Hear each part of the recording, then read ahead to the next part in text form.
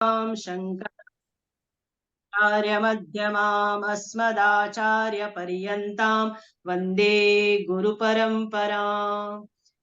परम मंगलमय परात्पर परब्रह्म परमात्मा परमपिता अकारण करुणा वरुणालय अकारण करुणा कारक अचिंत्य कल्याण गुणनिधान सर्वेश्वर सर्वाधिकपति श्रेष्ठ आचरणवान प्रजा के सुखदाता एवं संहार करता पार्वती नाथ प्रथमादि गणों के स्वामी आकाशादि पंच तत्वों के निर्मिता अष्टमूर्ति के वाले विश्वरूप विधान के पूर्ण ज्ञाता देवाधिदेव त्रिनेत्रधारी दुख स्वप्न नाशक पंच तत्वादि उत्पादक मंगल विश्वेश्वर मंगल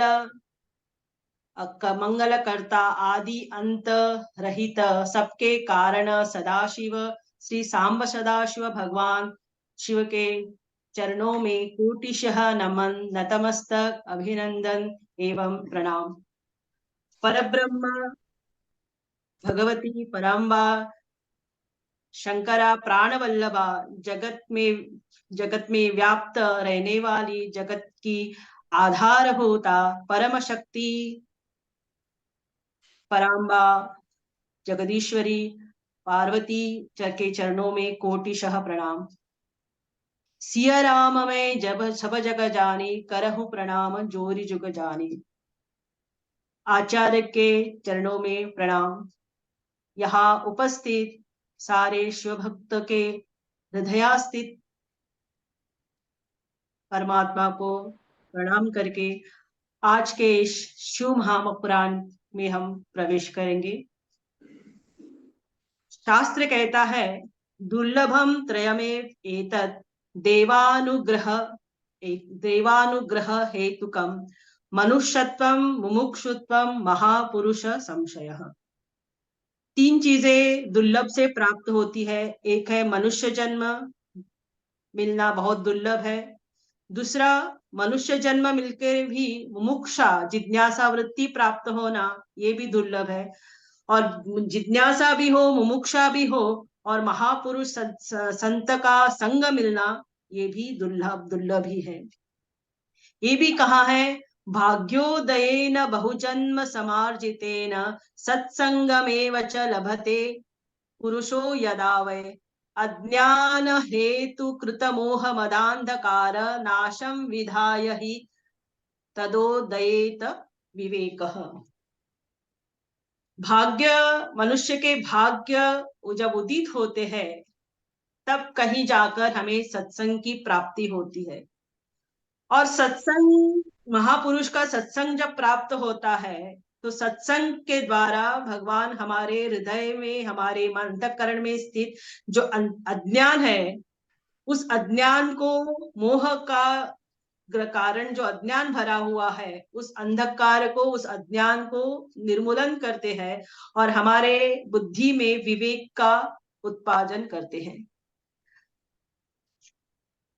अभी शिव महापुराण की रचना स्वयं भगवान शिव ने ही की है।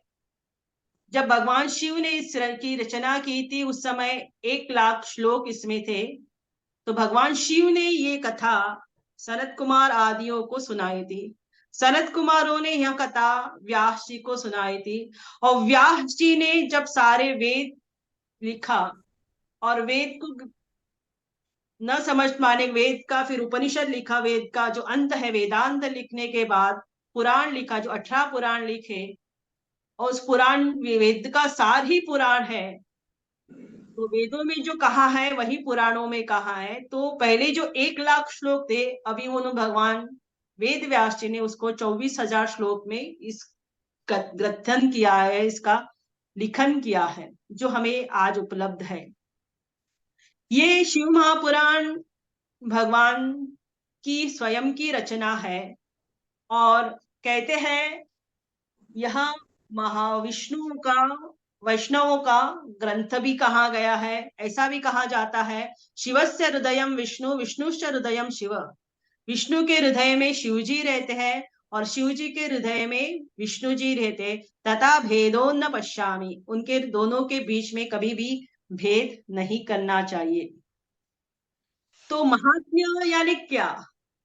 जब हमें किसी विषय में,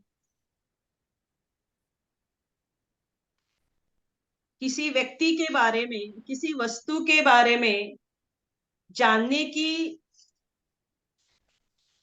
प्रवृत्ति होती है, वो कब होती है? जब हम उसके बारे में हमारी रुचि होती है, वस्तु या वो व्यक्ति हमारे लिए उपयोगी आता है, तभी हम उसके बारे में जानने की कोशिश करते हैं, सुनते हैं। तो यहाँ ये जो शिव महापुराण है, इसको सुनने मात्र से, जब हम इसकी महिमा के बारे में सुनते हैं, तो सुनने से हमारे अंदर, हमारे चित्त में लालसा उत्पन्न होती है, जिज्ञासा प्रवृत्ति उत्पन्न होती है, इस ग्रंथ को जानने की लालसा उत्पन्न होती है। जब लालसा जिज्ञासा उत्पन्न होगी, तभी हम इस ग्रंथ में प्रवेश कर सकते हैं। तो इस ग्रंथ में क्या, महाकुल 7 संहिता है। महात्म्य में 7 संहिता है, लेकिन महात्म्य में कुल 7 अध्याय है।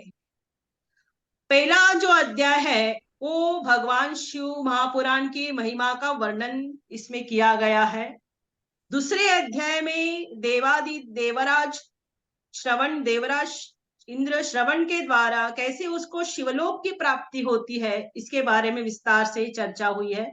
फिर तीसरे, चौथे और 5वें अध्याय में चंचुलिका और बिंदु का वर्णन आया है, कैसे चंचुलिका को वैराग्य उत्पन्न होता है और फिर वो शिवलोक को, कथा सुनने के पश्चात शिवलोक को प्राप्त होती है। और बिंदु जो प्रेत योनि में गया था, उसको भी कैसा उसका उद्धार होता है, इसका वर्णन विस्तार से तीसरे, चौथे और 5वें अध्याय में किया है।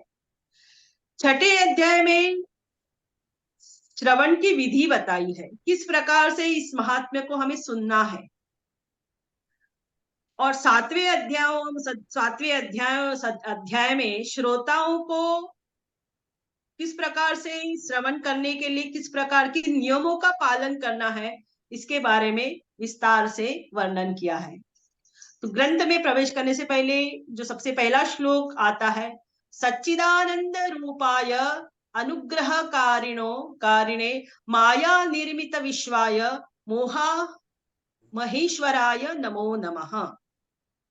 भगवान का स्वरूप कैसा है? भगवान शिव जी जो है वो निर्गुण निराकार है और सगुण साकार भी है। तो भगवान का मूल स्वरूप जो है वो सत, चित और आनंद। सत यानी क्या? जो त्रिकालेपि तिष्ठति सत, जिसका कभी भी बाद नहीं होता, वो सत वस्तु है। ऐसी सत वस्तु वो सब जगह है, ऐसी कोई नहीं है जहां वो नहीं है। हमको जो भी, चाहे वो जड़ हो चाहे वो चेतन हो, वो सत रूप में ही भासती है, असत रूप में कोई वस्तु भाषित नहीं होती है।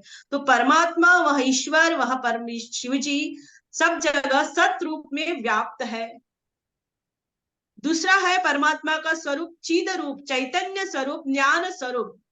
सत रूप में परमात्मा सब जगह व्याप्त है, लेकिन चैतन्य रूप में जहां जीवन है वहां चैतन्य है। जीवन यानी चैतन्य है, वही वही परमात्मा का ज्ञान स्वरूप अवतार है। तीसरा परमात्मा का जो रूप है वो है आनंद स्वरूप, सच्चिदानंद। आनंद यानी जो स्वयं प्रकाश का, जो स्वयं प्रकाश है वही आनंद है। जीव जो है अज्ञान के कारण विषयों में आनंद ढूंढता है, विषयों में सुख ढूंढता है, लेकिन असल में वो सुख ही ढूंढता है, लेकिन विषयों में ढूंढ रहा है, विषयों में आसक्त है, उसे लगता है विषयों में सुख है। लेकिन जब हम विचार करेंगे तो अगर विषयों में सुख होता तो विषय की प्राप्ति हमें होने के पश्चात वो सुख निरंतर होता रहता। लेकिन हमारा अनुभव ये कहता है विषय प्राप्त होने के पश्चात दुख की भी अनुभूति होती है। यानी ये पता चलता है कि विषयों में सुख नहीं है। तो सुख कहाँ है? सुख हमारा ही स्वरूप है, जो सत स्वरूप है, वही चित स्वरूप है, वही आनंद स्वरूप है, वही परमात्मा हमारे हृदयस्थ में स्थित है। उसी परमात्मा को जानना है, उसी परमात्मा का पहचानना है। वो हम जानेंगे कैसे? उस परमात्मा को पहचानेंगे कैसे? जब हम उसका शास्त्र के उसके उन्होंने परमात्मा ने लिखे हुए शास्त्र का अध्ययन करेंगे, समझेंगे, तब हम उस परमात्मा को जान सकेंगे, पहचान सकेंगे। तभी हमारे भगवान के हमारे भक्तों के ऊपर भगवान का अनुग्रह होगा जब हम उनको जानेंगे। और वही परमात्मा माया निर्मित उन्होंने ही इस पूरे विश्व की रचना की। तो यतो वा इमानि जायन्ति येन जातानि जीवन्ति यत् प्रयन्त तभी संविशन्ति एति तद ब्रह्म। जहां से सृष्टि उत्पन्न हुई है, जहां सृष्टि स्थित है और जहां जाकर सृष्टि लय होती है, वह ईश्वर, उस महेश्वर भगवान को हम बारंबार प्रणाम करते हैं, नतमस्तक होते हैं। यह शिव महापुराण की कथा नैमिषारण्य में होती है, जहां सूत जी और शौनक जी के बीच में ये कथा होती है। नैमिषारण्य में 18,000 ब्रह्म साधु संत यज्ञ याग आदि करते थे, और यज्ञ यागा से कुछ समय जब मिलता था तो उस समय महात्मा आकर सत्संग किया करते थे। तो एक दिन शौनक जी ने सूत जी से प्रश्न किया, हे सूत महाप्राज्ञ सर्व सिद्धांतवित्त आख्याहि मे कथा सारम पुराणानां विशेषतः। हे सूत जी, आप सब कुछ जानने वाले हैं, सर्वाधिपति सर्वज्ञ है, सर्व सिद्धांत को जानने वाले हैं, कथा, इसलिए हमें कथा सारम, इस कथा का सार बताइए। तो ये कथा क्या करती है? जीवश्चासुरतां प्राप्तो प्रायो घोरे कला विहा। सुजी कहते हैं कि जीव जो है इस कलयुग में, घोर कलयुग में असुरी प्रवृत्ति से युक्त हुआ है, इसलिए आप हमें इसका ज्ञान कराइए। धन्यस्तम मुनिशार्दुल्य श्रवणम प्रतिलालसा अतो विचार्य सुदीयां वच्मि शास्त्रम महोत्तमम्।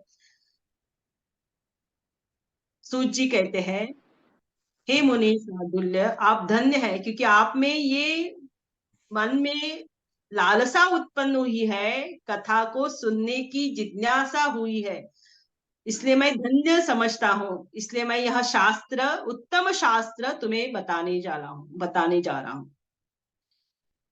इस शास्त्र में, शिव पुराण में कुल 24,000 श्लोक है, 7 संहिताएं हैं।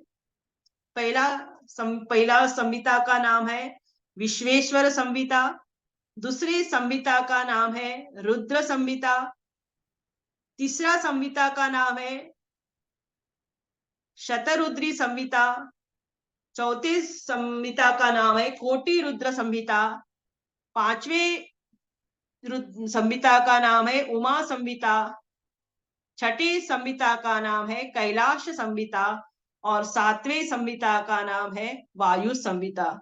ऐसे ये कुल 7 संहिताएं हैं। 11 स्कंद है इसमें। तो भगवान कहते हैं, शैवं पुराणामिदमात्मिदां वरिष्ठं सेव्यं सदा परमवस्तु सदा समर्चम् तत्तापत्रयाभिशमनं सुखदं सदैव प्राणप्रिय विधिहरीश मुखामराणाम्। हे मुनीश्वरों, यह शिव पुराण सबसे उत्तम है, जिसका श्रवण करने से ही हमारे जो तापत्रय है, जिन तापों से हम ग्रसित है, कौन से ताप है? बोले 3 तापों से जीव ग्रसित है। आदि भौतिक ताप, आदि दैविक ताप और आदि आध्यात्मिक ताप। आदि भौतिक ताप जो बाहर से आने वाले विघ्न आते हैं, संकट आते हैं, हमको सुनना है लेकिन बीच में हमारा मन नहीं लगता है, कुछ हो जाता है तो हम क्लास में ज्वाइन नहीं हो सकते, ये बाहर से आने वाले ताप है। दूसरा आता है ताप जो दैविक ताप होता है, अतिवृष्टि होना, सुनामी होना, अति गर्मी होना, ये बाहर से आदि दैविक यानी प्रकृति से आए हुए ताप होते हैं। तीसरा जो ताप है वो आदि आध्यात्मिक ताप, यानी ये आध्यात्मिक ताप या एक तो हमारे शरीर के स्तर पर ताप होता है, हमारे शरीर बीमार पड़ता है तो हम क्लास को ज्वाइन नहीं हो सकते, कुछ ना कुछ रोग आदि ग्रस्त व्यस्त, प्रकृति स्थित नहीं होती है, साथ नहीं देती है, रोगों से ग्रसित होती है, तो हम अध्ययन नहीं कर सकते, ये ताप हो गया। फिर मन का त्राप होता है, मन का क्लेश लगता है, मन लगता नहीं है अध्ययन में, मन में रुचि नहीं होती है, ये मन का ताप है। दूसरा बुद्धि का ताप होता है, क्लैरिटी नहीं आती है, विचारों में स्पष्टता नहीं आती है, समझ में आचार्य जी तो सुनाते हैं लेकिन हमको समझ में नहीं आता है, हम सुनते हैं उस समय कुछ और देखते हैं, कुछ और ये करते हैं, तो ये भी ताप है, ये भी हमारे श्रवण करने में ये तीनों तापों का भगवान कहते हैं। जब हम इसको ठीक से सुनेंगे तो हमारे ये तीनों तापों का शिव महापुराण के द्वारा भगवान हमें इन तीनों तापों से मुक्ति दिलाते हैं। और वह सुख वस्तु, वह शिव पद, वह ज्ञान पद, कल्याण पद, जो कल्याण करने वाले हैं, ऐसे शिव तत्व को हम प्राप्त होते हैं। और भगवान को यहाँ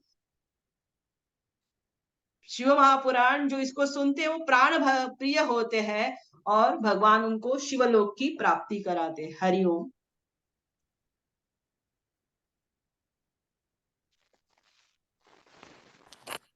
बढ़िया, बहुत सुंदर। अभी धारणा चैतन्य जी बड़ा अच्छे से विश्लेषण करते हुए अपना प्रथम वक्तव्य कक्षा में की है। वैसे तो आपके प्रवचन सुनते रहते हैं, भागवत जी का भी बहुत अच्छा रहता है। बहुत अच्छे से आपने समझाने का प्रयास किया है, सुनाया है। सभी लोग बहुत प्रसन्न हैं। हमारे डॉक्टर साहब, विशाल जी, प्रियम जी, परशुराम जी, पावनी जी, सभी बहुत प्रसन्न हैं आपके वक्तव्य को सुनकर।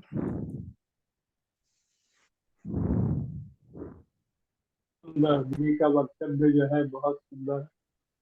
धन्यवाद आचार्य जी, आपके ही कारण होगा संभव। बहुत अच्छा डॉक्टर साहब हमारे। और विशाल जी भी लिख रहे हैं बहुत बढ़िया वक्तव्य।